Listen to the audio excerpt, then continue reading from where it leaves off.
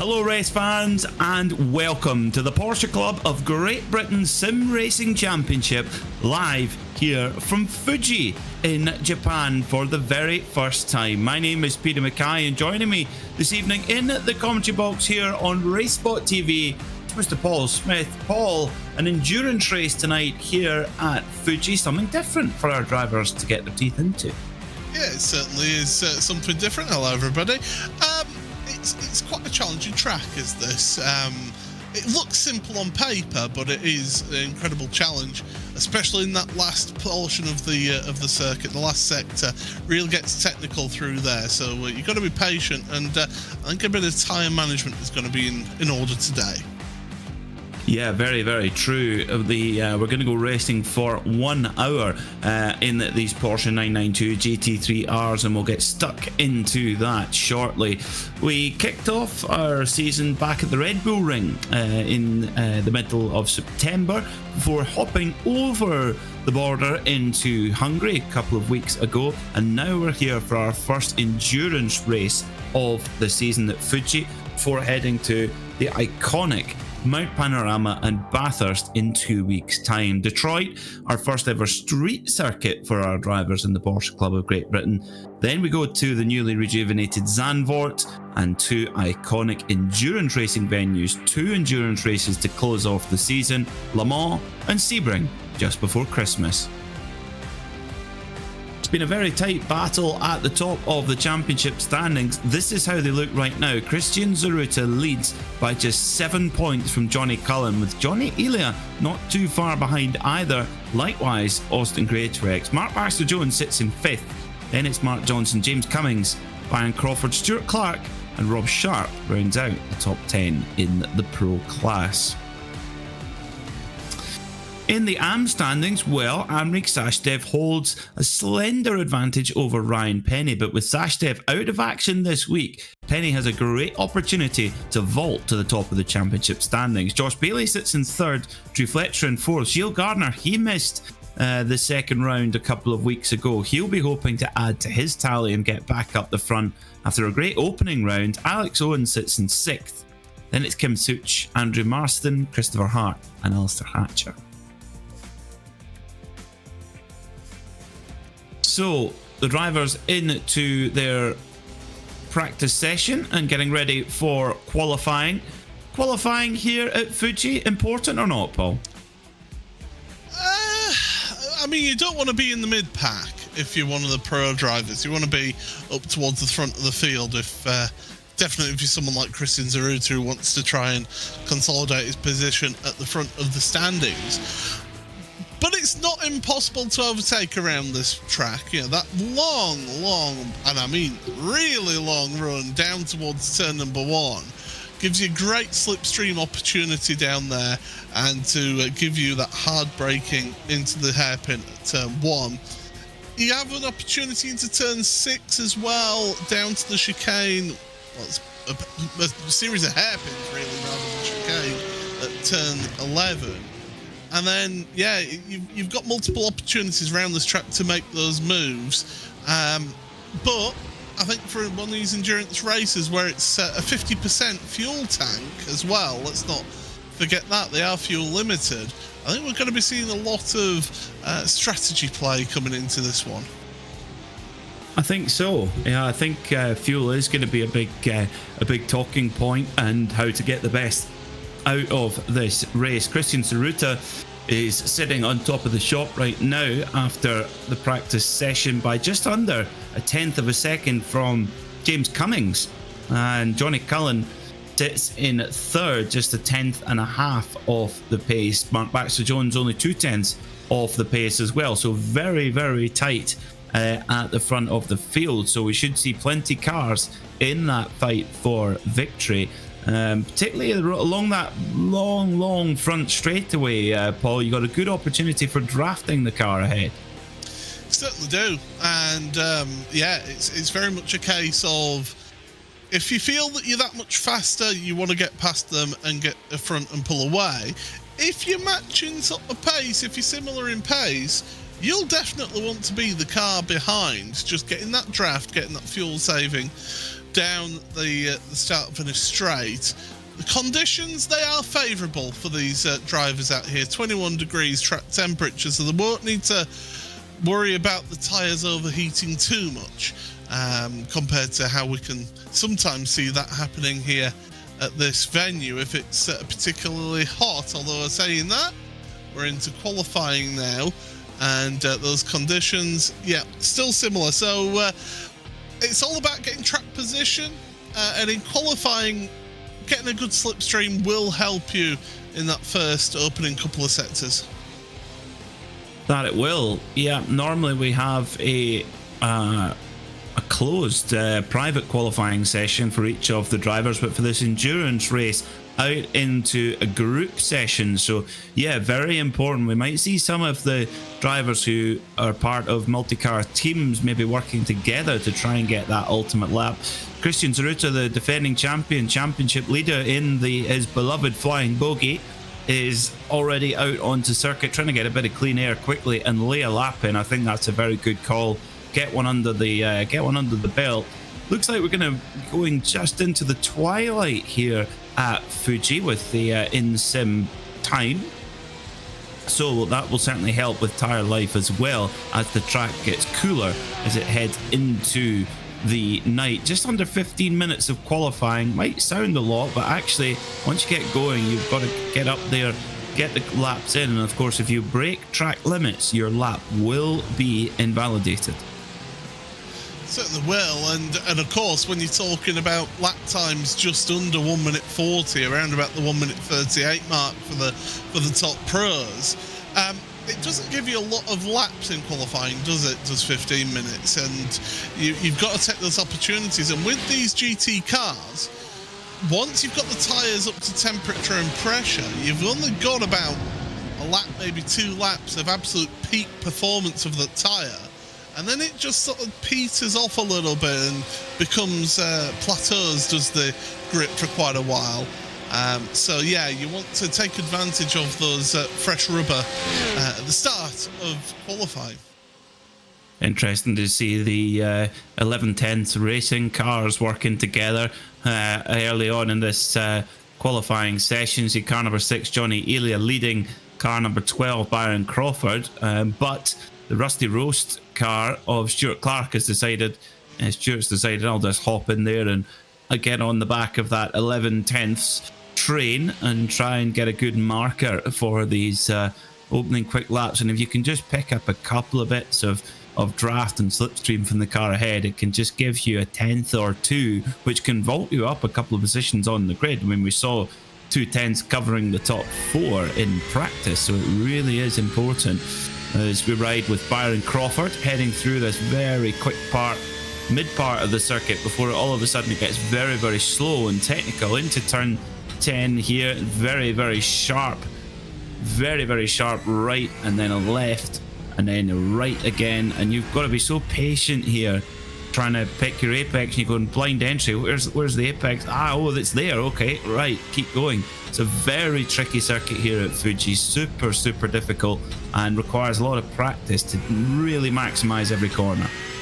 Yeah, fortunately the drivers do get a couple of bollards to aim towards, just to help them spot the apex of these corners towards the end of the lap, with you being uphill. Look at that. There's even people trying to break the draft in qualifying here. So this just goes to show that there were a few drivers not wanting to give these 11/10 team a bit of draft. Well, nevertheless, Christian Tsuruta is to the top of the timesheet straight away.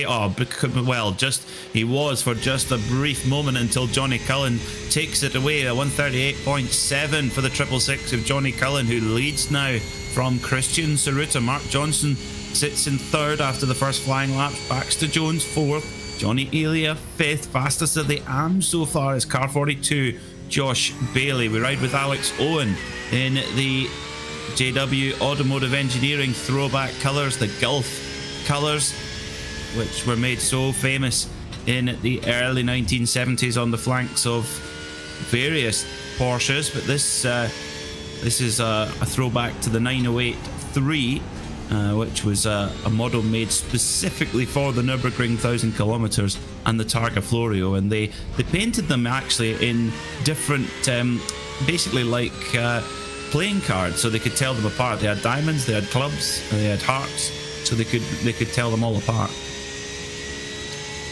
And do you know what? I commend them for that. If nothing else, if we had those similar concepts here, it'd help us in the commentary box as well, wouldn't it? With identifying drivers. But Alex did go wide through the double apex right-hander at 100R. And that, you can hear the scrubbing, and that's going to be an invalidated lap. But just getting your line wrong, getting your braking wrong through there, and it costs you. Yeah, luckily, just coming around there, the Harry Wilbert, Danny Jones, didn't quite get his lap spoiled there with the rejoining Alex Owen, so that's good. Paul Goffin for the Sim Racing Magazine team, just using that little bit of curb on the inside there. We saw when the World Endurance Championship came here a month or two ago, Kevin Estra in the Porsche 963 prototype actually putting two wheels up on the grass there on the inside, almost cutting it like a tarmac rally car. So you can nip a little bit of time there as well without breaking the track limit regulation. Paul Goffin just careful that sausage curb on the inside, but pulls together nicely. Car very stable, and the sun just shining straight in the driver's eyes, and that will, depending on how the drivers have set their graphics up, that will shine straight in your eyes in the simulator as well. And if you're in VR, it does particularly affect you as well. If you're one of those drivers who does like using the VR headset, it will just blind you, will that light. So yeah, it's definitely a challenge for them. Goffin there, coming down, start finish straight in 9th place right now. And what's it going to be at the line? It's an improvement from Goffin, and does move him up one position over Johnny Elia. So Saruta back into the pound seat now, 138.5, 0.2 of a second ahead of Johnny Cullen. James Cummings now in the Flying Calippo, and the wonderful Marco Simoncelli tribute helmet, the late great Marco Simoncelli, who made his fame on two wheels. Whoa! Car spinning just ahead of James there, and that spoils the lap. And that's the thing with this group qualifying format, you don't always get a clear lap, so you've got to get that banker in early. Yeah, you do, absolutely. Make the most of those early laps, get the times in, and then really push on. What you're going to see is that a lot of these drivers will head back to pit road, get themselves some new tyres, because they will be, like I said, after 3-4 laps, the prime grip from those tyres is gone. You want to just ditch them as quickly as you can, get back out there on a new set of boots, and get running again in qualifying to give yourself one last chance where you can really push it to the ragged edge. But you know what? Everybody so far, apart from that spin that we saw on screen, everybody's cars just seem to be very stable as Johnny Cullen goes back to pole. Yeah, this Porsche 992 GT3 are definitely a more stable package, an easier package to drive quickly, and the drivers looking really strong in it right now. Cullen top of the timesheets, as you mentioned, Paul, just over 1/10 of a second from Christian Saruta. Mark Baxter Jones, don't write him off either. He's in third, just ahead of Austin Greatorex. In the AM battle, well, Gilles Gardner makes his return after a month away, and he is on a 140.3, about 10th, just over 1/10 ahead of Ryan Penny, who looks in a very strong position right now, second in the standings, in the championship standings. And with Henrik Sarstev not here, if he can put together a good race meeting here, he'll move into the championship lead in Henrik Sarstev doing a little bit of a different kind of driving, isn't he, today? Working on the golf swing. Very he had it looked very good. Yeah, he had a hole-in-one recently, which I think was quite an expensive day for him. Yes, congratulations for that, Amrik. And yeah, Mark Johnson backing out of it there, just on an out lap and allowing one of the other drivers through. Mark Johnson running the beautiful Brumos tribute livery with the white, blue and red colours. Kim Such had a bit of a bruising encounter back at the Red Bull ring, where he got clattered on the final corner in the feature race. Yeah, and you know, the Hungaroring as well wasn't the best hunting grounds either. So Kim will be looking to get a good run here. But with it being an endurance round, with it being an hour race, you would like to think that drivers will be going into it with a slightly different mentality of it being a longer race. You've not got that same urgency, have you, in these types of races compared to those sprint and feature rounds? You'd hope not. You'd hope not. We do have a rule here in the Porsche Club of Great Britain Sim Racing Championships called the Orange Zone Rule. If you cause an incident on the first lap, you must go and take a drive-through penalty. It's not a perfect rule because it does require the driver to admit that they've been at fault, which sometimes is not so easy to determine.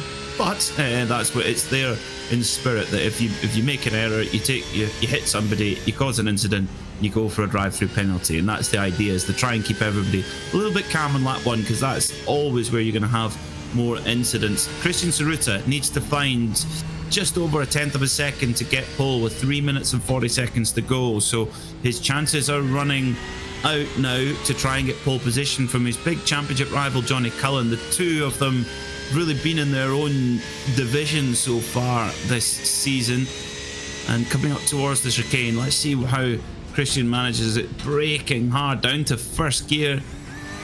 Just bobbles over the sausage curb there a little bit, and then back on the power. Looking good is Christian. I think they'll be both Tsuruta and Cullen will be happy that there's no reverse grid race this week, because of course the Hungaroring wasn't the best for them, was it, in terms of instances? Up over the curbs behind Christian there, so not the best for the driver in the 99 car, which is Ryan Penny. So Penny was clattering over the curbs. Here's Tsuruta then. What's his time going to be?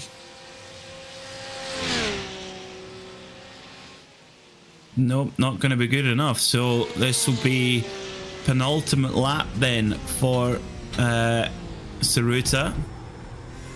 So getting into the last opportunities now to try and pinch pole position. What can Johnny Elia do? He sits in 8th right now. He, I think, would prefer to be a little bit further up than that. As another driver off just on the exit of the corner there. So Elia he needs to try and beat a 139.5 to improve, holding a tight line round the final corner, and then back on the power, using all of the room on the exit. Let's see what it's going to be. 139.5 to beat, to improve.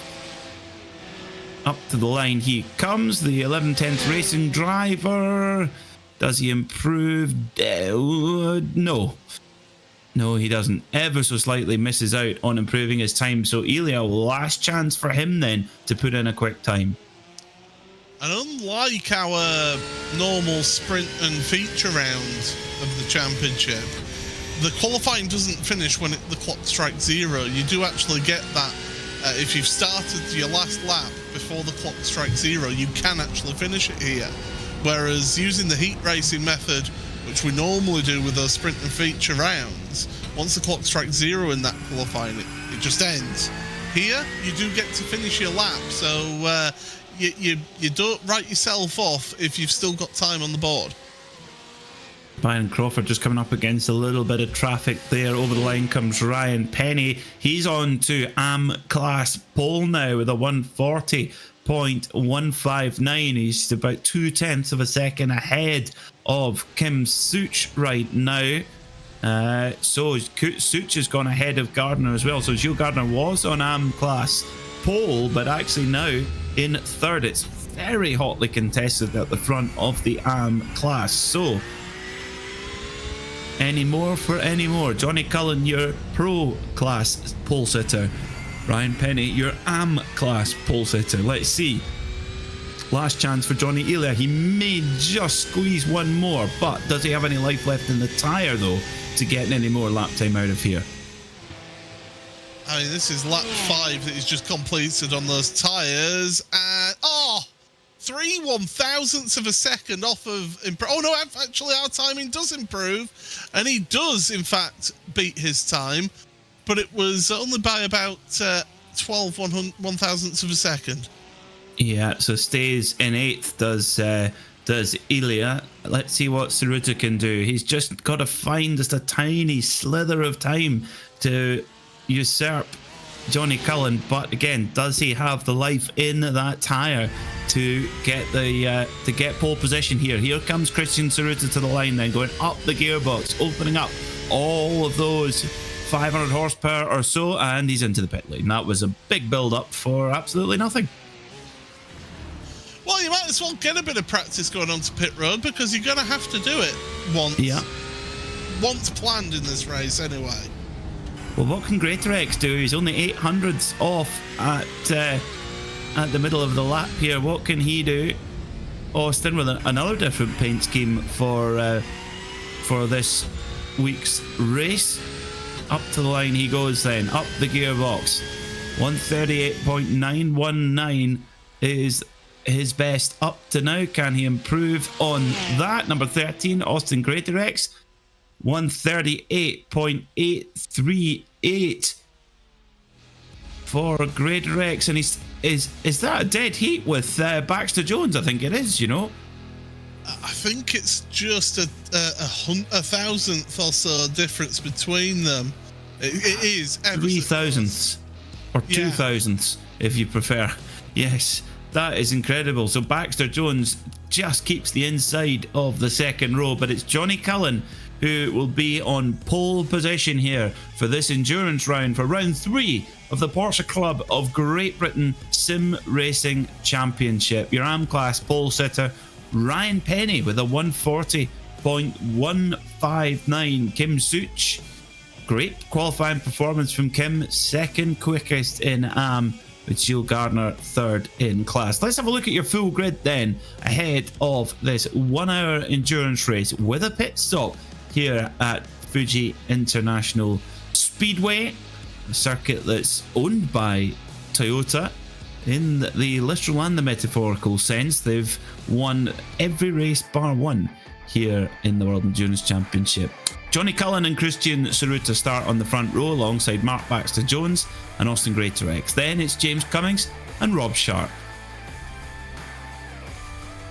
On row 4 will be Mark Johnson in the Brumos car alongside Johnny Elia. Then it's Paul Goffin and Stuart Clark with Danny Jones and Byron Crawford rounding out row 6. Then it's Fausto Pinto and Ryan Penny with Kim Such, Gilles Gardner, Josh Bailey and Andrew Shepherd rounding out the first 9 rows. Then it's Alistair Hatcher with Mark Elvin, Andrew Soper, Andrew Marston and Alex Owen completing our 23 car grid of Porsche 992 GT3Rs.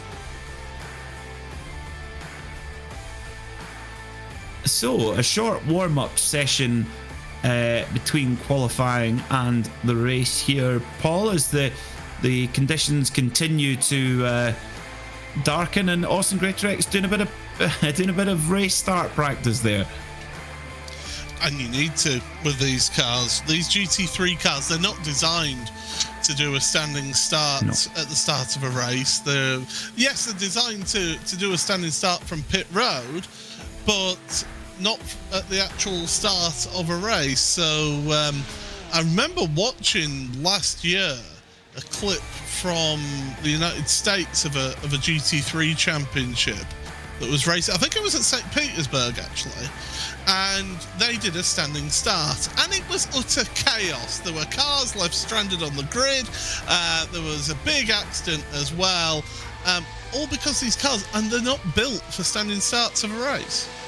No, they aren't. But that's something that the drivers have had to get on top of for this season. Of course, a new car for this season in the Porsche Club of Great Britain sim racing. We bid farewell to the beloved Porsche RSR 17 last season, which was loved by the majority of the grid, having switched away from the Porsche 992 Cup car the season before that. So it's 3 different cars in as many seasons for our drivers, all with slightly different characteristics, all still 911s, of course, but but yes, you've got different things to get on top of. This Porsche 992 GT3R has ABS, whereas the RSR did not.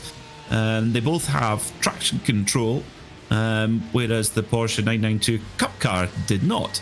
And didn't have ABS either. So it was very much I think the most tricky driving challenge. But to get the best out of these GT3 cars, you really got to go up to the limit. I love Mark Brill's new livery there, Paul. Kentucky Fried Chicane. I like that. Yeah, absolutely. I mean, it's normally can't find chicken, but there you go. Yeah, it's the different cars. They seem to have been getting a driver aid per season the last few seasons, haven't they? They've gone from an absolute raw driver's car in the Cup car, then last season getting traction control with the RSR, now this season getting traction control and ABS. These drivers don't know the luxuries that have been afforded to, do they? It really is a car. And GT3 as a whole is generally, in terms of regulations, they're meant to be easier to drive, aren't they? They're meant to be more forgiving for the quote-unquote peer drivers, or the dentists, or whatever professions that they have. The owners. Yes. Yeah, the cars are usually owned, more often than not owned by one of the drivers in the team. Sometimes you'll see it where the drivers will rent the car from the team, but more often than not, the car is actually owned and then run by a team. So yeah, there's and that's the thing, is in endurance racing, you usually, certainly on the GT side of things, you usually will have a mandate where you've got to have certain grades of driver. So yes, you can have a professional in the car, but you also have to have a driver that perhaps doesn't compete in racing for a living. They do it as a hobby, and they really are the people that pay the bills and make the sport happen. But from a competitive angle, often your top factory drivers are separated by milliseconds, but your amateur drivers can often be separated by multiple seconds. So the difference between a good one and a bad one is massive. So if you can have a car that can really give that amateur driver or part-time driver the real confidence, it makes such a difference. And notice that Aston Martin, that's where they've, with their new Vantage GT3 that'll be coming out next season, is definitely headed towards that way to make it a lot more approachable. So on to the grid will come our drivers very, very shortly. We've watched through the grid, and here they are then. Johnny Cullen starting on pole position in the black and green car on the right hand side of your shot, and the flying bogey of defending champion Christian Tsuruta on the left hand side of your shot. Standing start and quite a long run down towards turn 1. It's who dares to break the latest. When the World Endurance Championship came here a few weeks ago, well, hardly anyone made the first corner. Let's hope it's different this time. Revs up and ready to go for the round 3 of the Porsche Club of Great Britain Sim Racing Championship. Off we go. We're racing down in Japan. And Cullen immediately goes to the defensive to try and cover off Christian Tsuruta as they head down towards turn 1. And Tsuruta then going to try and hook it around the outside. Here comes Austin Greatorex in the light blue and white cars. They're almost parked at the right hand, the very tight right hander. They're trying to make their way through, but it is Cullen who just leads away into turn 3. Oh, this is tight, frenetic. Great stuff to see though, and it's a nice wide track as well for the drivers to be able to get this opening lap out of their systems. Still Tsuruta looking to the inside, and we've got a spinner towards the back. That's Kim Such. Oh dear, after such a promising qualifying. and very well avoided by all of the drivers coming through there, who all dodged left and right to avoid Kim Suchi's spinning line 11, and they all managed to do so. So great heads up driving there from the rest of the field. But what a pity for Kim Suchi, after such a good qualifying, got it all to do again. But in this endurance race, you do have time to catch up and try and make moves happen. But it's Cullen from Tsuruta, then it's Austin Greatorex with Mark Baxter-Jones for 11/10 Racing there in fourth right now. James Cummings in fifth with Rob Sharp up behind him as they come up towards the final part of the opening lap, and then on to the long old back straightaway.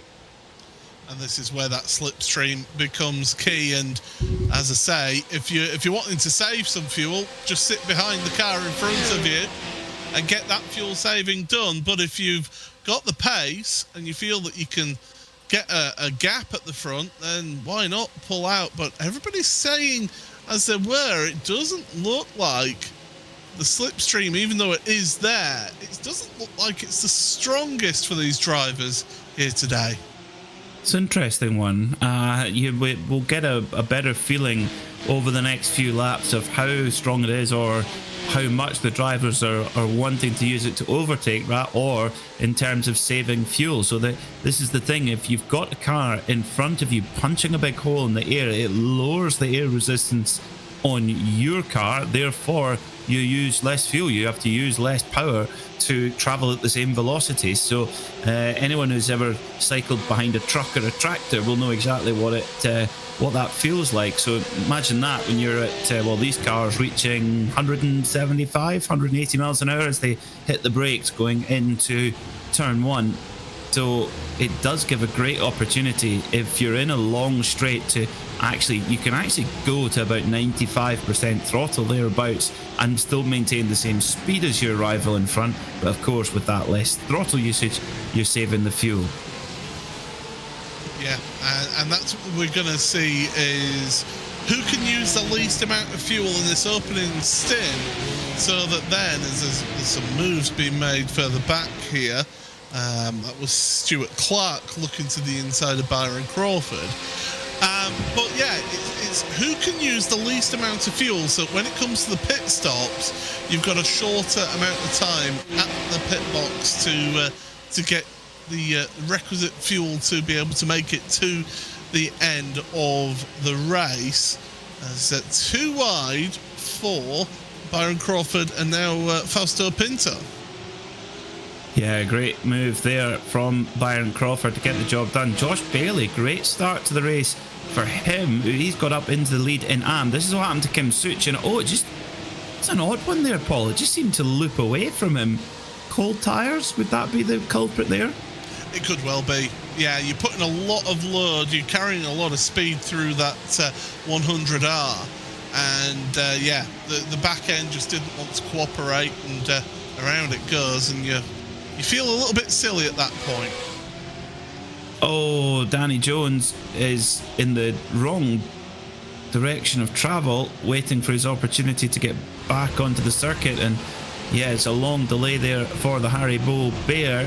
What a pity. Great start as well from Alistair Hatcher in car number 964. He's up into 13th overall, second in AM, and Gilles Gardner just chipping away there, third in AM at the moment. Field at the front just starting to stretch a little bit, just starting to extrapolate, but Christian Tsuruta in a perfect position, perfect draft conditions there, with Cullen providing freight train duties. He's the diesel locomotive pulling the train along, and Greatorex, ever canny Austin Greatorex, he's just nestled his way right in there behind Tsuruta as well. So we could see, what do we think, leading five, making the breakaway bunch here. Yeah, it does have that feelings of a breakaway at the front of a cycle race, doesn't it? Of the front few, and then you've got the peloton just following on from behind, just biding their time. There's the move from Jones. Oh, and that was Stuart Clark who collected. Clark's actually gone back to pit road, I can tell you. So that's one of those places where you can make a move, but you need a little bit of cooperation from the competitor that you're racing against into that turn 6. That was like a chalky, stony baked potato there, half baked. Yeah, just it was never really happening, was it?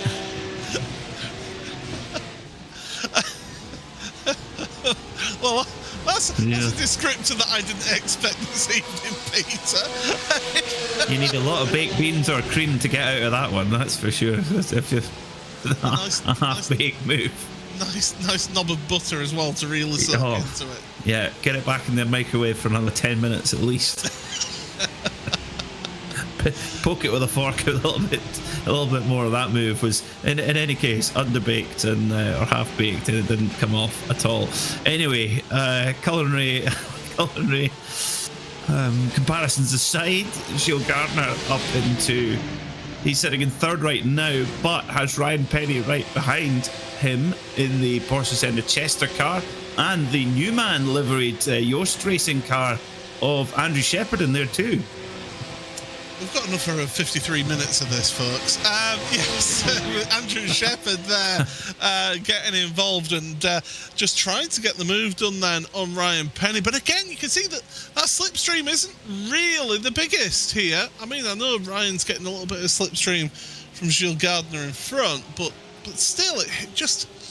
I don't know what it is. Is it the elevation that we're at here at Fuji Speedway? The air might be a little bit thinner, so you might not be getting quite as much of a slipstream as you would say if you were racing at sea level. I don't know. I'm not a meteorologist, so yeah, it's definitely, we're not seeing that slipstream effect that we normally do.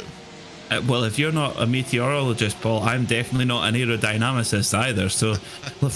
Goodness knows what the reason is, but Ryan Penny, he's going to try and have a look here on Gilles Gardner, looking really, really strong in that Walker Engineering back car, and Gardner just leaves the door open there as well. That's, it might look negative, it might look backwards, but this was Gilles Gardner's game plan in round one. Unfortunately, missed round two, but round one just played it safe, did not take on any unnecessary battles. Trick is for him, get the car to the checkered flag with zero interruptions, zero mistakes, and if that's a win, it's a win. If it's P5, it's P5, but you are always, I think especially in the context of the AM Championship, Paul, if you can finish every single time without an interruption, even if your pace isn't quite there, you will always be in the reckoning for that championship.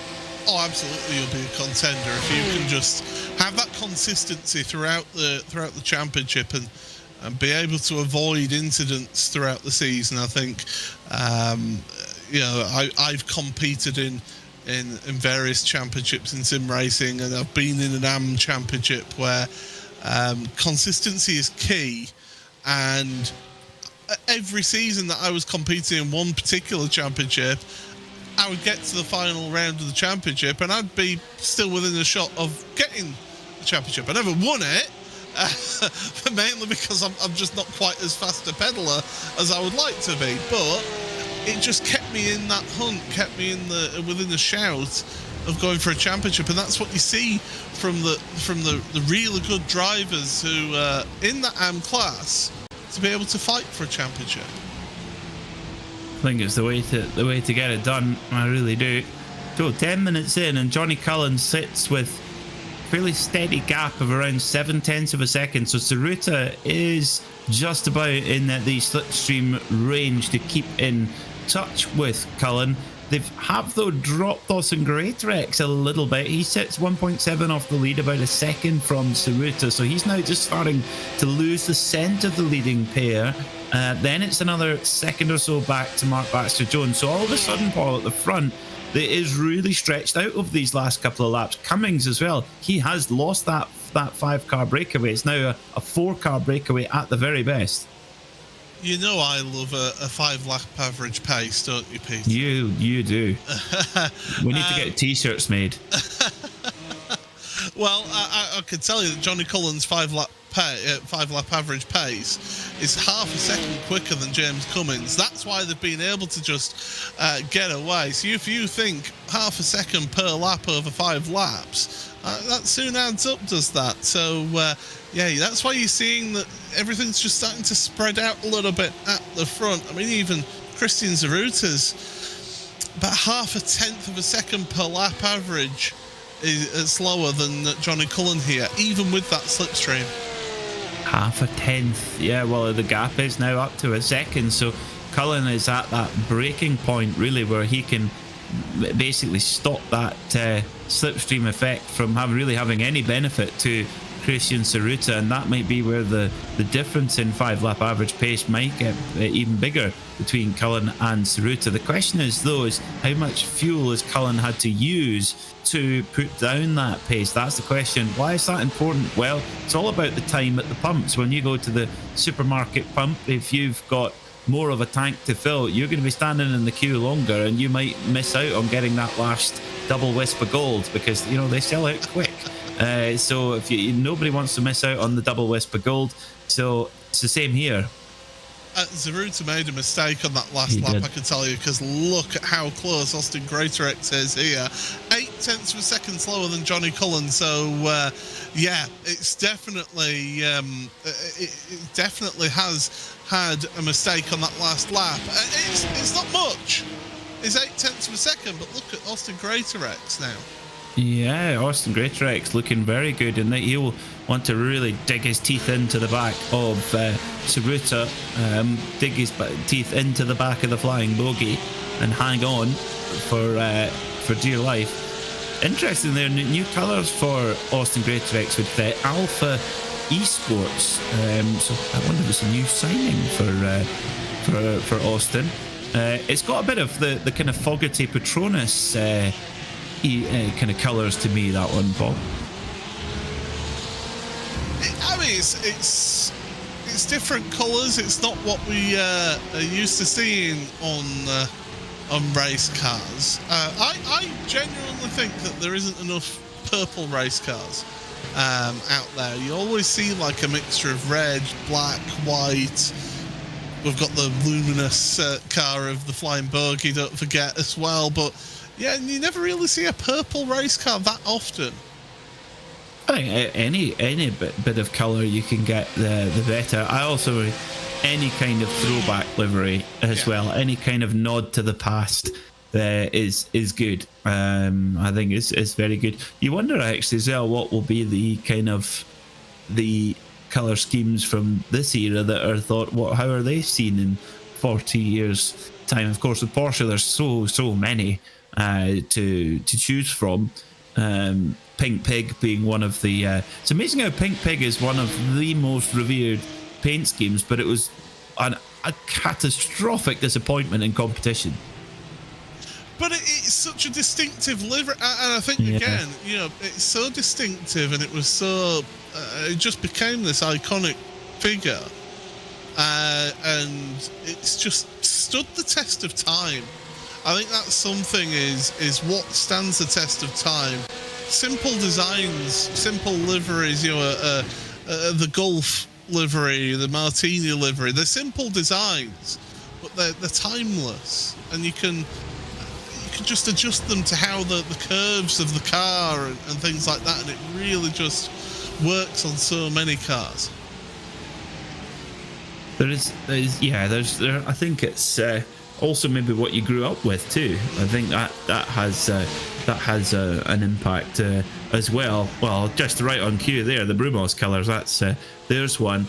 Rob Sharp sitting in 6th right now with Mark Johnson in that Brumos car right behind. Then it's car number 6 of Johnny Elliott. Started in 8th, remains in 8th right now, in a little kind of bunch here, and not making any forward progress, but might well jump at the pit stop. Could well do. We haven't really seen that much movement in the top 10, have we? Austin Greatorex made the move on lap 1, gaining a place. Byron Crawford's up 2 places into 10th now, when we saw him make that move on Fausto Pinto.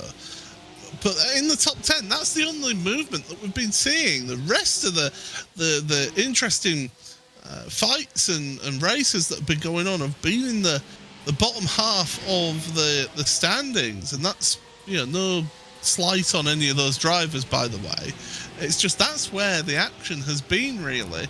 Whereas those at the top, I think they're just sort of sitting, holding place, holding station, and thinking about that strategy towards the halfway point of the race. Seems like it. It does. It's Josh Bailey's got a great lead in the AM category. He's got a 5-second lead at the front there right now, in 12th overall. It's been a superb job so far from Josh. Big launch over the curb there for Johnson in the Brumos car. Lucky not to get a slowdown penalty there. Alistair Hatcher sitting in 13th. He is getting caught by Ryan Penny, who's on the charge in the AM class.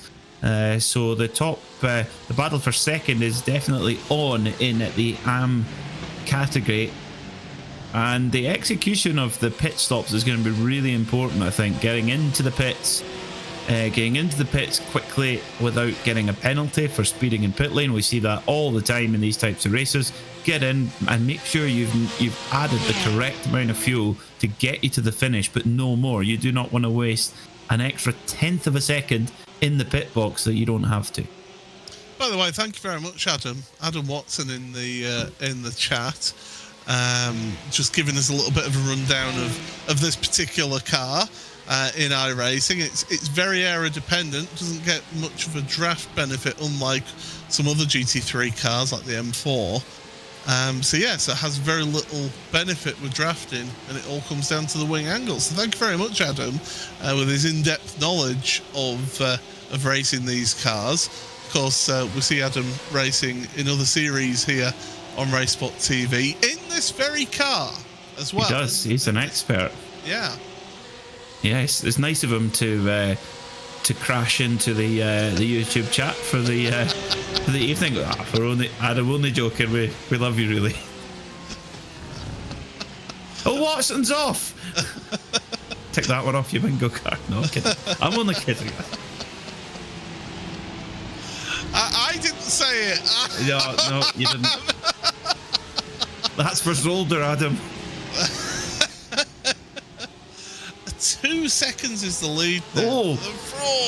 That is what you don't want to do. Clatter over those sausage curbs, because you can actually damage the floor of these cars on those curbs, on the exit of turn 15 and also the exit of the last corner as well. They are brutal and they can do some serious damage, especially for your top speed down the straight.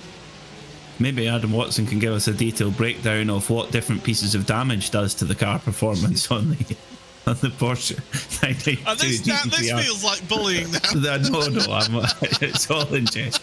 It's all in jest. Up the inside goes Byron Crawford, as I change the subject. Up the inside of car number 164, Paul Goffin for Sim Racing Magazine. And I've been promised, speaking of Pink Pig, battle for Quellwig. Pause that as we go. The battle for second in AM. Alistair Hatcher goes very, very deep, and Ryan Penny goes into second place in the AM class. So looking very, very strong is Penny right now. Doesn't quite have the optimum pace that Josh Bailey does, but plenty of the race to go, and he's on the charge.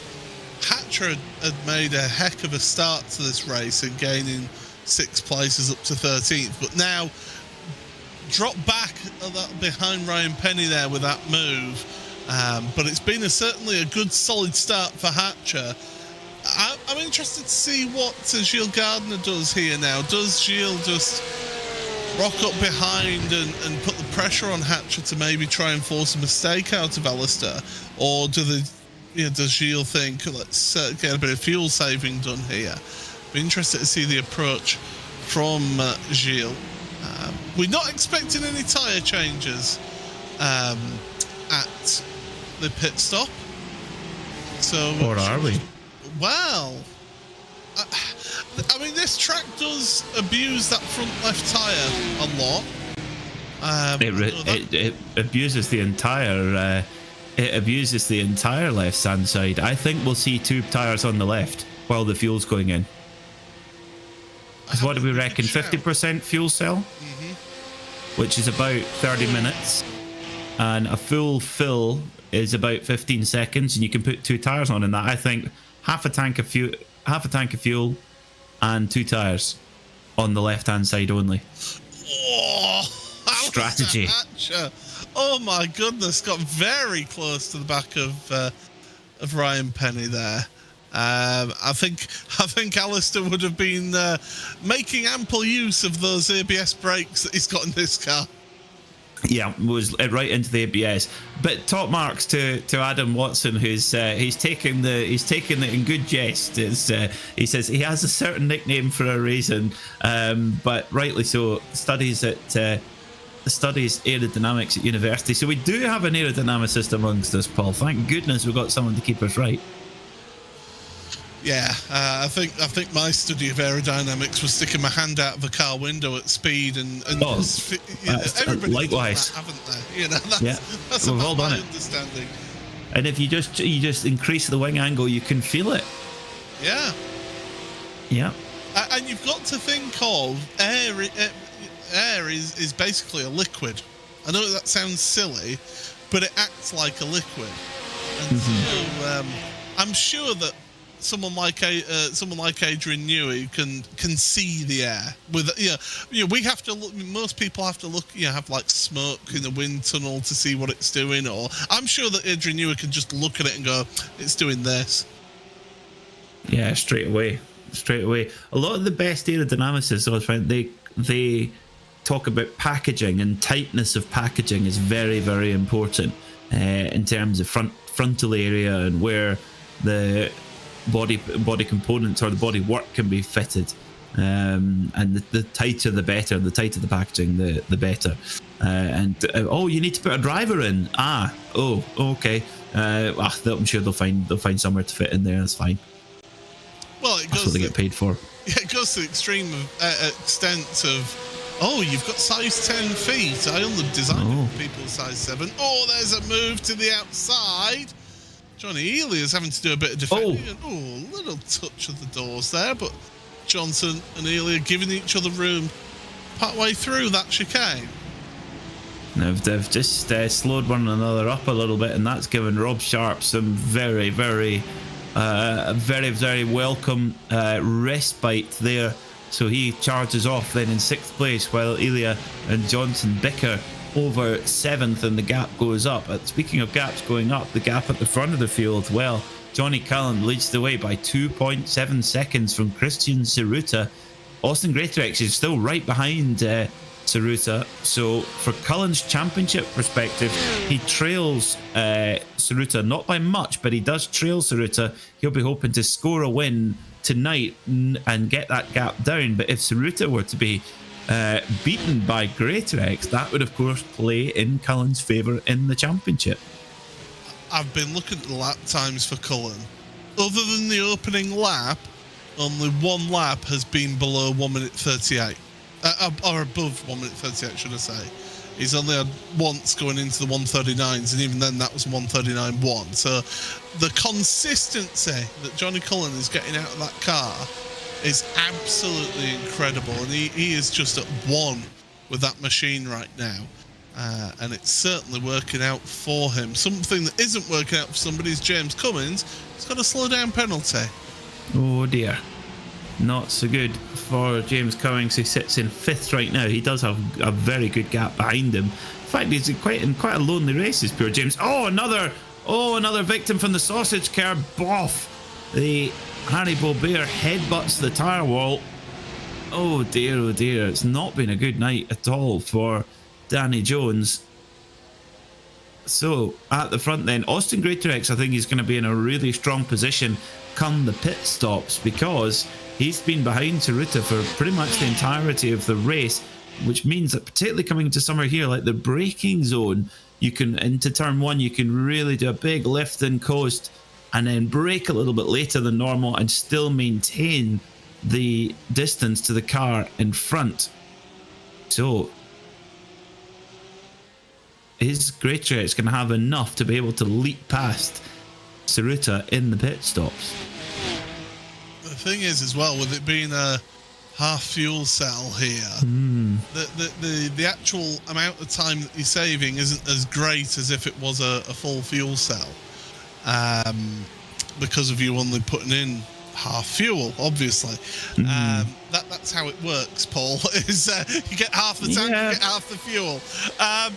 But any amount of time that you can save yourself, though, in that pit stop will help you greatly. And if Austin could keep right on the tailpipes of Christian Zaruta's car throughout this opening stint, and we are coming towards that pit stop window, aren't we, Peter? You know, this is where Austin needs to be, right on the tailpipe, to take the most advantage.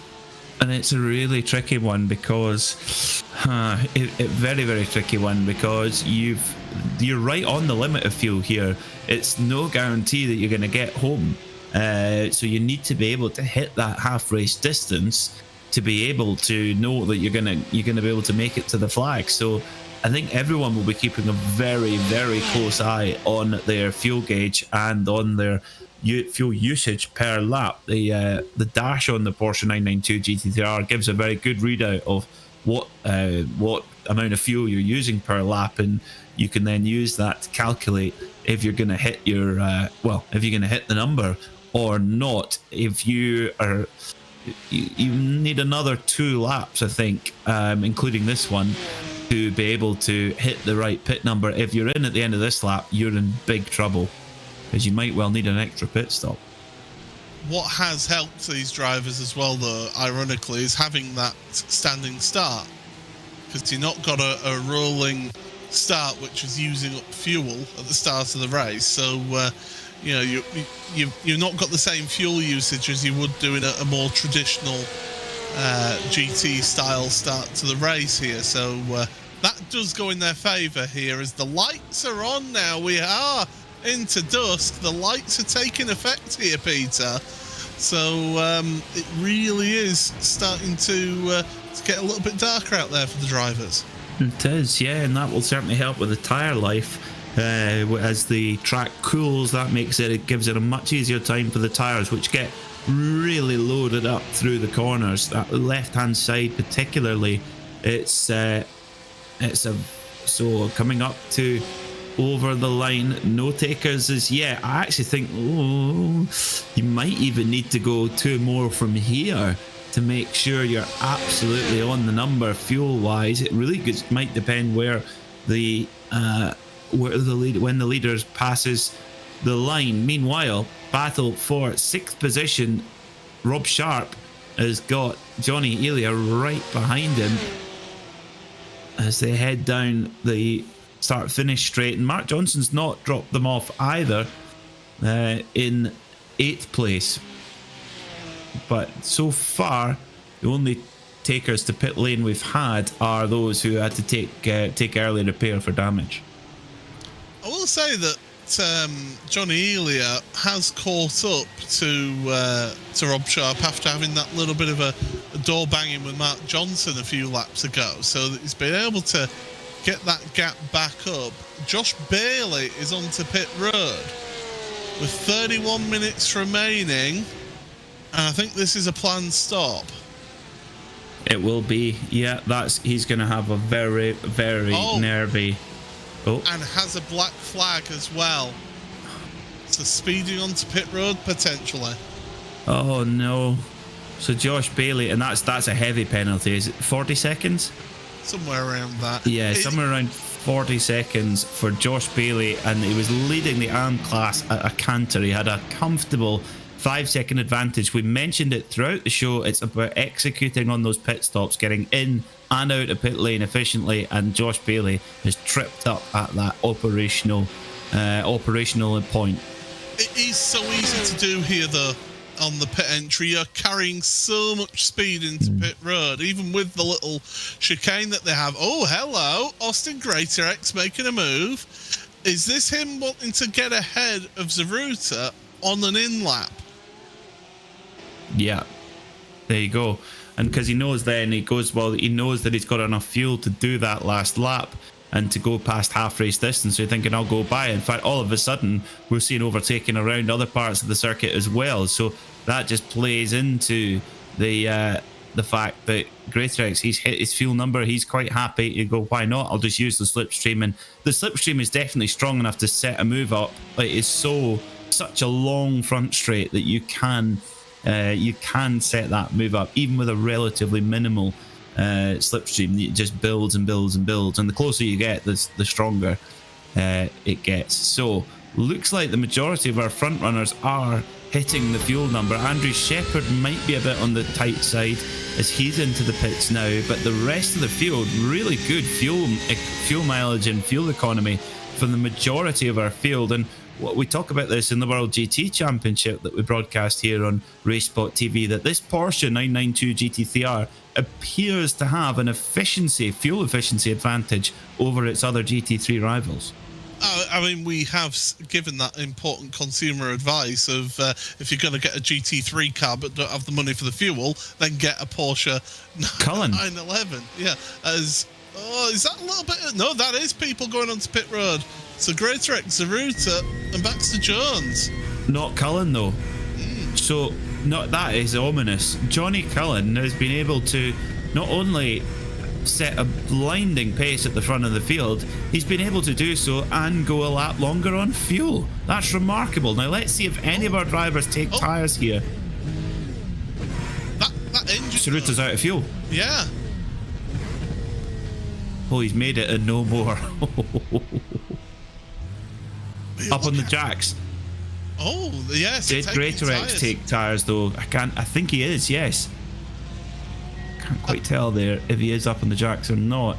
Byron Crawford's got a black flag. Oh, is Greater X on the jacks? I just cannot tell from that shot. I think he is, yeah. Yes, he is. He's just dropped down. And off they go. Right then. Game on. And they should all be okay now to get to the end of the race on fuel. Saruta made it, but only just. Cullen, on the other hand, quite remarkable that he's been able to go a lap longer than everybody else and, set the front running pace. He's had no slipstream whatsoever throughout this race, so he's doing that time and fuel saving at the same time. Amazing. I mean, yeah, it's incredible. The pace as he's coming onto pit road now. I was hoping that Johnny Cullen hadn't done the classic incident that happened in Formula One back in 1996 with Jean Alesi not coming into pit, running out of fuel and looking very sheepish in the car. Is Cullen out of fuel?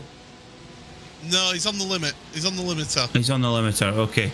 He's just going... It's quite a slow pit lane speed limit, isn't it? I thought he was out of fuel there. Sorry. Apologies, folks. Makes the long, slow drag down to his pit box at the very end of the pit lane. Does he take tyres? Yes, he does. I think if you put two on the left-hand side, you've got time to do that while the fuel's going in. Alistair Hatcher, after having such a good opening to the race, is the latest one with the black flag. So that's three drivers now who've sped into pit lane. Well, that might actually be coming out of pit road, because Alistair is out of pit road this lap and still has that black flag, so that will be on pit exit. Oh no. So he's got to come back in, so it's even worse. He's got to come back in, so Hatcher now drops the ball. So look at how close this is for the lead. Greater X has got, and he's got more heat into his tyres, don't forget, as Greater X. Yeah. This could be his opportunity. So what?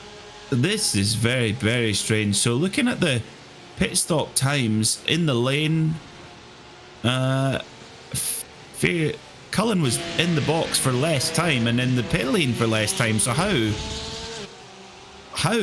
has Cullen, and here we go, moved for the lead. Austin Greater X is going to have a run at it.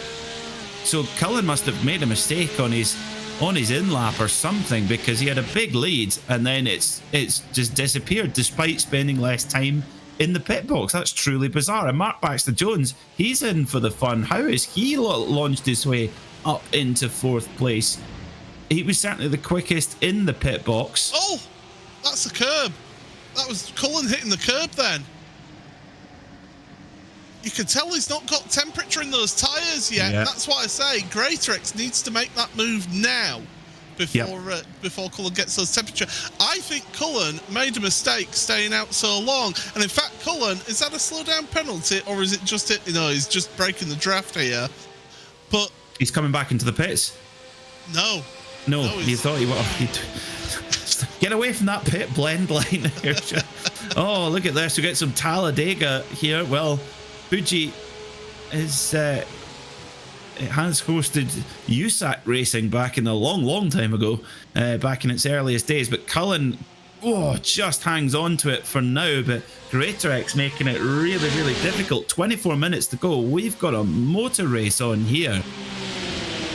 Cullen's in lap was about a second and 3/4 slower than Greatorex's in lap. So I think Cullen made a mistake in staying out that extra lap, realised it on that last lap, and just did some extreme fuel saving. Yeah, I think he had to coast it in, didn't he?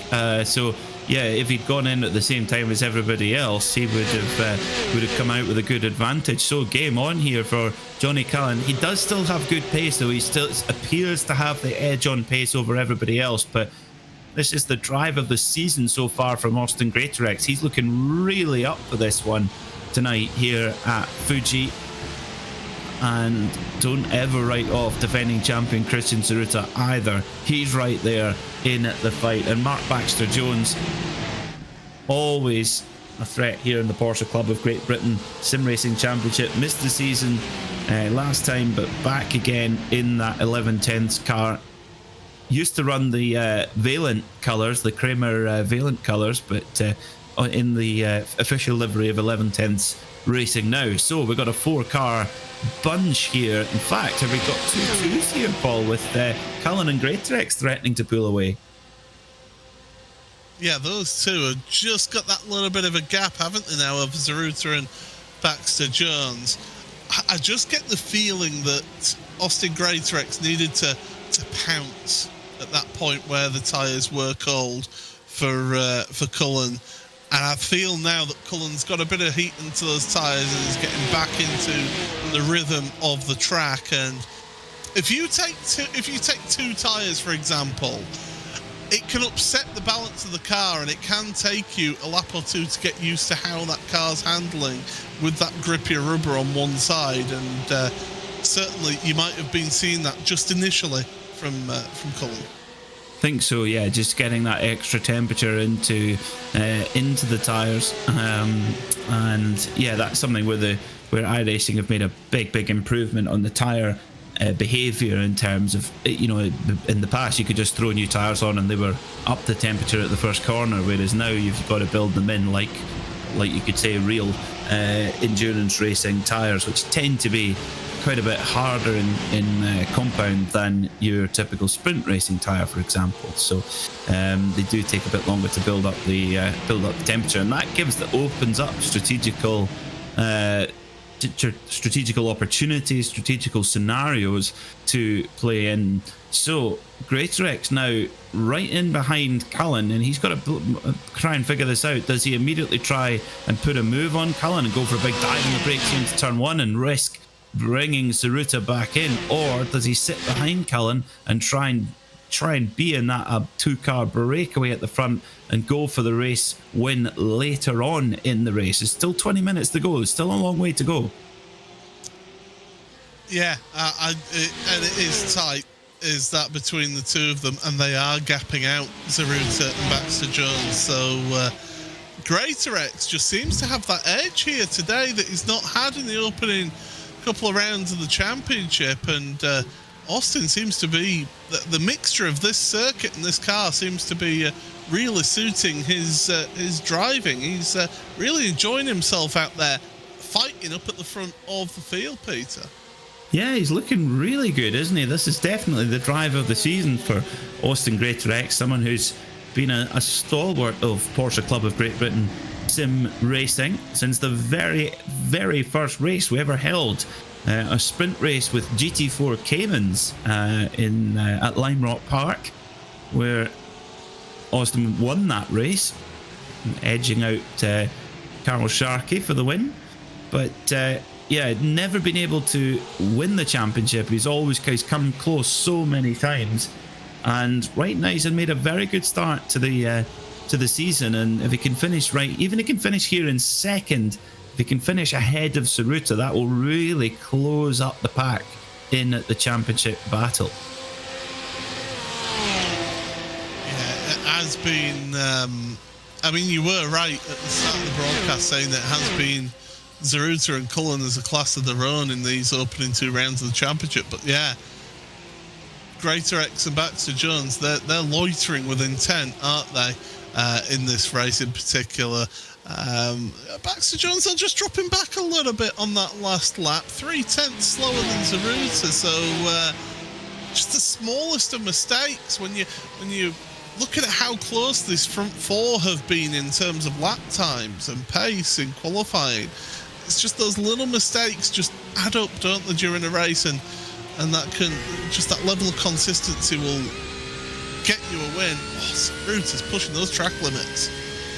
Yeah, he is, and Tsuruta is maybe just, it's got to be a little bit of a difficult scenario for him, because he's watching his certainly his very main championship rival, and soon to be, I think, another main championship rival, Austin Greatorex, kind of threatening to pull away here.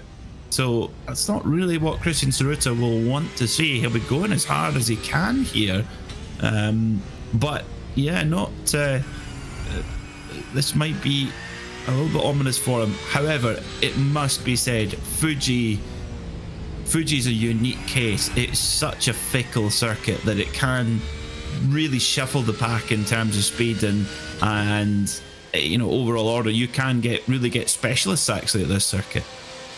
Yeah, it is a unique track, and it's a real challenge. It's quite a high-speed track as well. Apart from that last sector of the track where it's very technical, but other than that, it is quite a high-speed track that really challenges you to keep that level of consistency.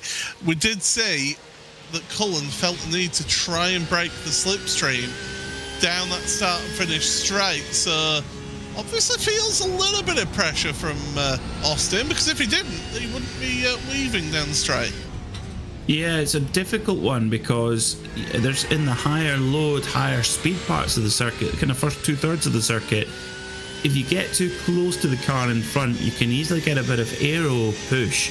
The dirty air, the turbulent air that's coming out of the car in front, as Adam Watson rightly told us earlier on, it's an aero-dependent car. Most new spec GT3 cars are very aero-dependent. They've got a lot more aerodynamic devices on the rear of the car. The diffuser particularly looks like it's come straight off the RSR GTE car, which is meant to be more advanced, but it's quickly filtered its way down. But the turbulent air that comes out of that car in front will disturb the grip and disturb the airflow over your car. So that is, I just saw a couple of times there in the fast corners, Greatorex, the front just pushing a little bit.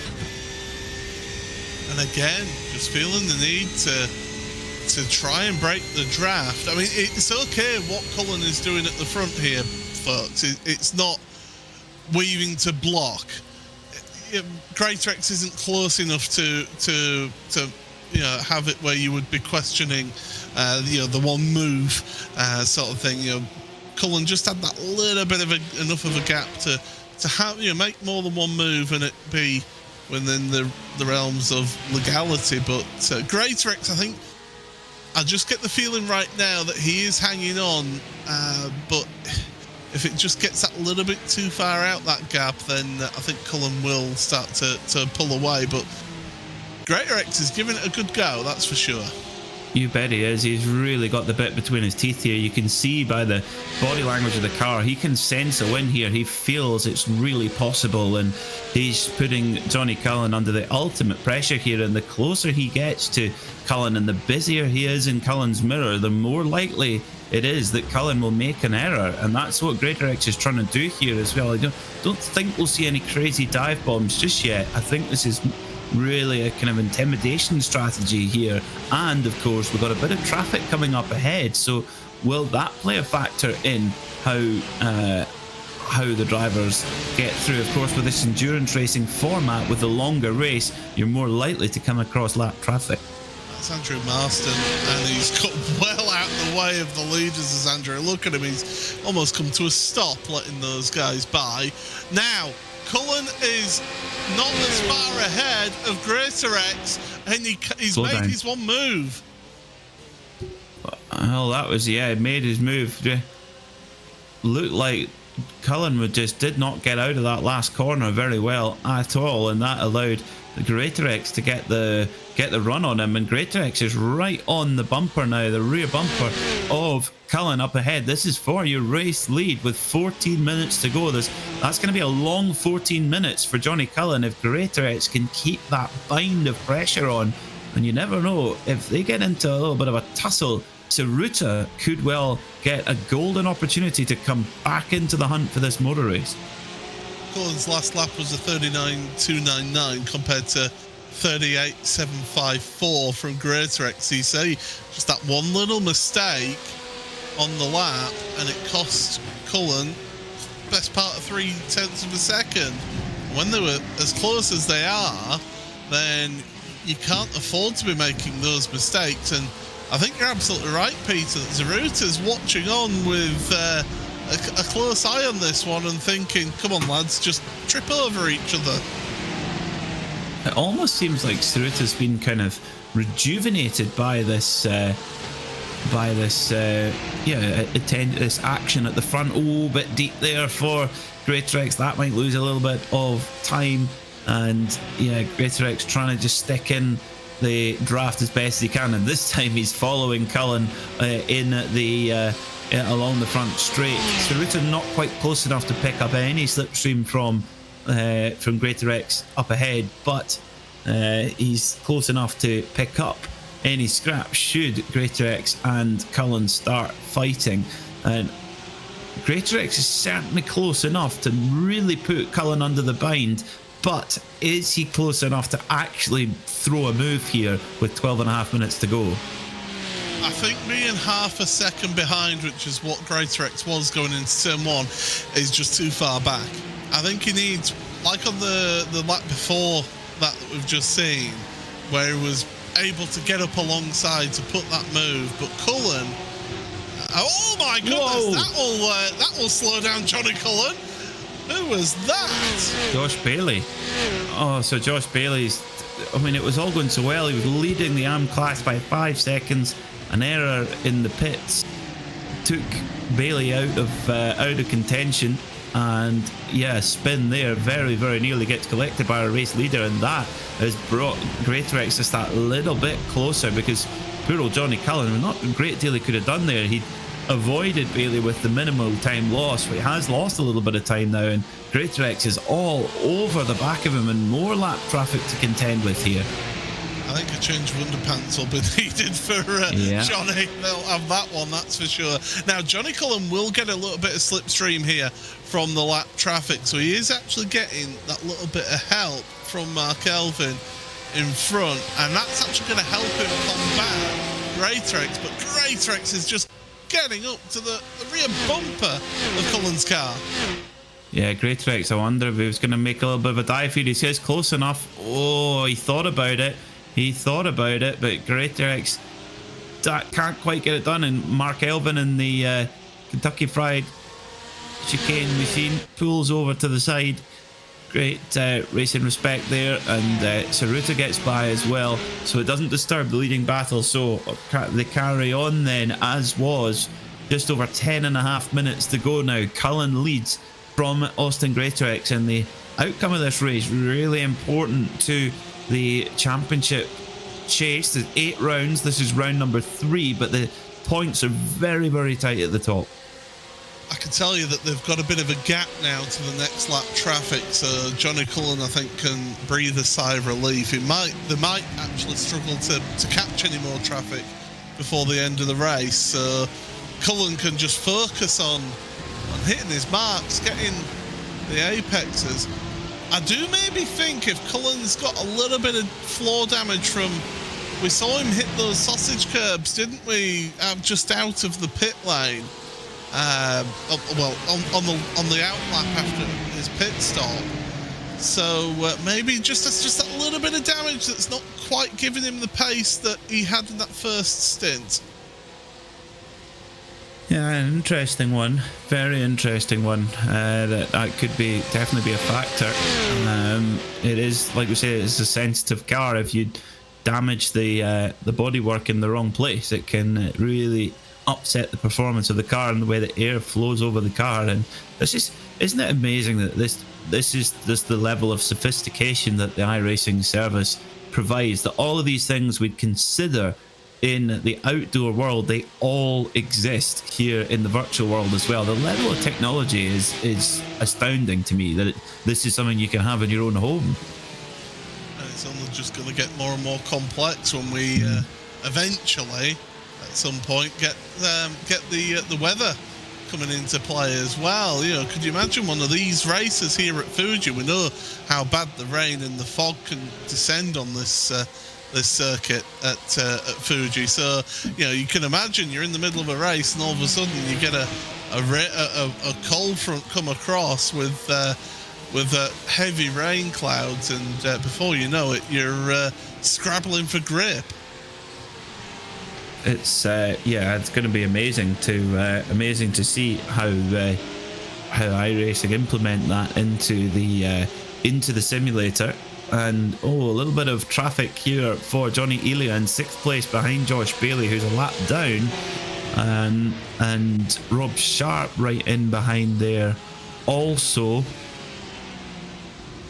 And yeah, they're getting a little bit held up here behind Bailey, and Bailey indeed jumps out. Oh, does he? No, I thought he was jumping out the way there, but hasn't done so. And has he now got out of the way? Yeah. Oh no! That was, oh dear. That does not go. That was a textbook example of, for a back marker, be predictable. Yes. If you're not going to let somebody by, fine, hold the racing line. If you are going to let somebody by, get out of the way, stay out of the way until the other drivers are through. Either is fine. Either is absolutely fine. If you're not mandated to move out of the way, you don't have to. Hold your line and the faster cars will go round. But don't do half and half, and that's exactly what's happened there. And it's being predictable in that if you're that traffic, that actually makes life safer. You're absolutely right there, Peter. Ample opportunity going down into Dunlop Corner at the chicane to just get offline, back out early, allow those cars past, and then carry on his race. I know he's had a frustrating race as well as Josh,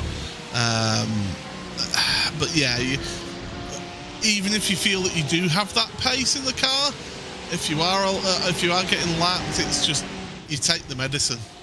Yeah, you do. Your day is kind of done anyway, and it is amazing when you have a bad day how several other errors can just snowball. It's goodness knows why. It's a phenomenon really that it can just mentally can happen. 6.5 minutes to go. Greatorex still right on the case of Johnny Cullen here. Cullen trying his best to break the toe, even tried a little bit of a dummy there and moving to the right rather than the left, and yeah, there you go. Poor old Johnny Elia there I'm pretty sure he thought, oh great, I'm getting let by, fantastic. Oh no, I'm not. I'm like you, Peter. I thought that Josh was letting him by as well at that point. He was nearly off the circuit on the right hand side. You think, okay, thank you, that's very kind, and then bam, the door's shut again. Look at us. We're into the final 6 minutes of the race. Austin Greatorex I think he's turning up the wick now. I think his last lap was a 1:38.6 compared to Johnny Cullen's 1:38.8. So Austin's got some pace here. He can get right onto the tail of your race leader. He does, yes. He was 0.2 quicker than Cullen last time by. So yeah, he's got some superb pace as Greatorex, and this is one of the best performances we've seen from him, definitely this season, and certainly for quite a while. And Austin, yeah, really driving very, very well right now, and you can tell he just smells that win. He's as close as he's got to the win for a while, and he's desperate to taste that victory once more. He has done so several times in the Porsche Club of Great Britain, as we mentioned, nearly won the championship several times. But this is a great opportunity ahead of him. But you've got to give a lot of credit as well to Johnny Cullen, who's resisting this challenge. He is not blinking under big pressure. His mirrors will be full of the headlights of Greatorex's 992 GT3R, and he's not stuttering at all. Yeah, he's doing a sterling job, and to keep this level of focus and not to make the mistakes. Okay, we've seen little bits here and there where Cullen has maybe gone offline or something like that, or maybe not got the exit out the final corner at Panasonic to get the run down the start-finish straight. You know, we've seen those odd little half mistakes, but to keep that level of consistency when you're just constantly under pressure, certainly it is commendable for what Johnny Cullen is doing. But yeah, I'll see Greatorx for me just pulling something out of the bag here, and I don't think that they will catch that lap traffic, Peter. There should be 2 laps to go at the line. No, that's Stuart Clark in 16th place, who's, I would say, a little bit out of position. So he's a quick driver as well. So I think you're right. I don't think that's going to play a factor. Big shout to Ryan Penny, who's come through the field to lead the AM class by a good margin. He leads by 6 seconds right now, and that will put Ryan Penny into the lead of the AM Championship. So brilliant stuff there from Penny. Now, although Stuart Clark might not be lap traffic to worry about, our leaders might well have some more. No, they won't. They've gone past another lap car. So 2 laps to go here at Fuji. So who is going to be big in Japan here? Is it going to be Johnny Cullen? Is it going to be Austin Greatorex? Or is there another twist in the tail? Let's see as they go through the hugely quick turn 3, big commitment there, and then the relentless long right-hander just goes on and on and on, and then you've got to jump on the brakes and somehow get the car over to the right-hand side of the road and then clip the apex on the inside. It's such a physical circuit as well, and such a mentally taxing circuit. One of the greatest challenges you'll find anywhere for car and driver. But right now, Cullen is mastering it despite the pressure that Greatorex is piling on. I think Greatorex needs to be on the tail of Cullen coming out of the last corner on this lap, because time is running down. We're going to be starting the last lap shortly. I think Greatorex just needs to be that little bit closer. If he can be, say, 0.2 closer going out of the final corner, he's got a great opportunity. This might be his best chance now, because this is us coming on to the last lap now here at Fuji, and Greatorex is definitely as close as he has been. This is the chance now. Make the move down into turn 1.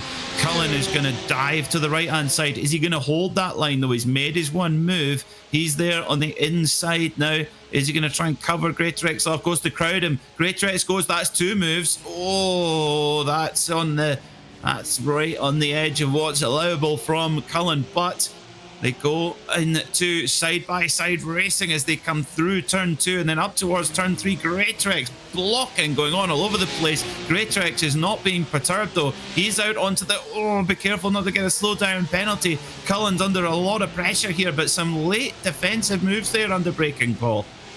Darkness is descending, but this is certainly the white-hot racing that we expected towards the end of the race. There's no quarter given and none asked, that's for sure. I think Greatorex has maybe lost that opportunity now. It's going to be very difficult into this final sector.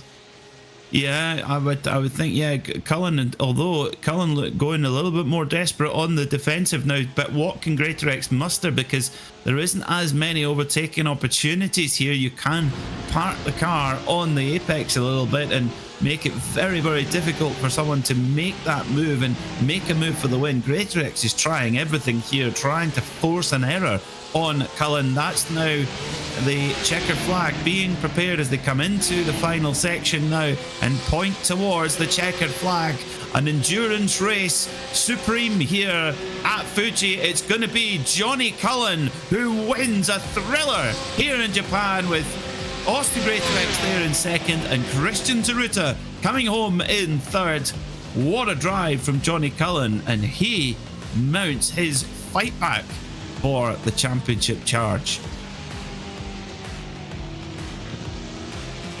And then Ryan Penny, 8 seconds to the good from Gilles Gardner, and just a few corners remain for what would be a superb class win into the final sector now for Ryan Penny.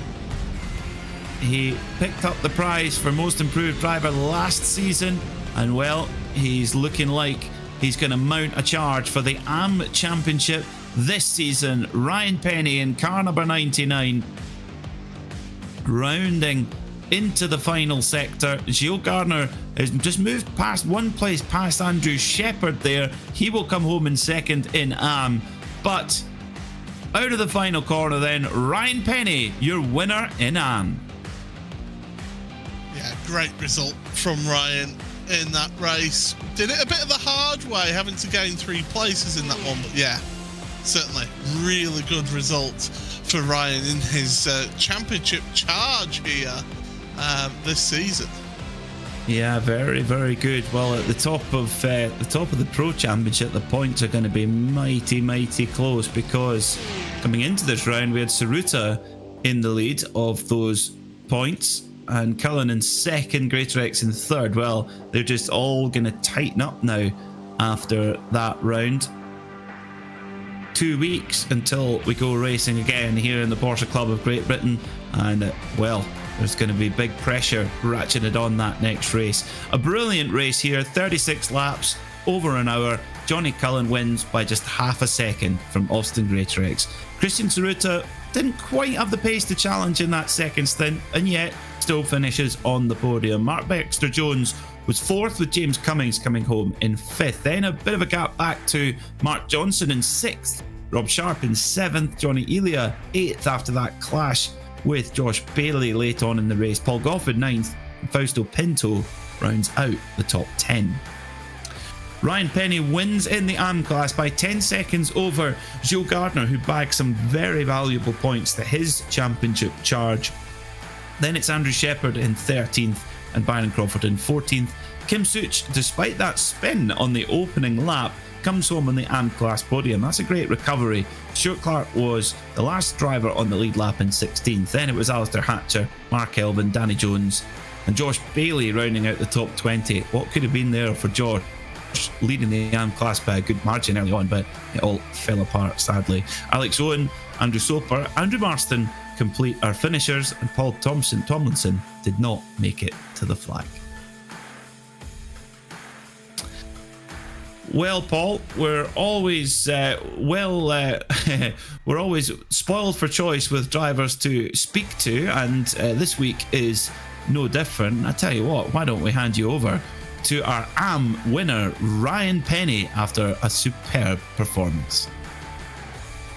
Yeah, we are indeed joined by Ryan Penny here in the commentary booth. And Ryan, congratulations. You get an AM win under the belt. You had to work for it a bit though today, didn't you? Yeah, I didn't make the best of starts, but yeah, two race wins in a row. I'll take that.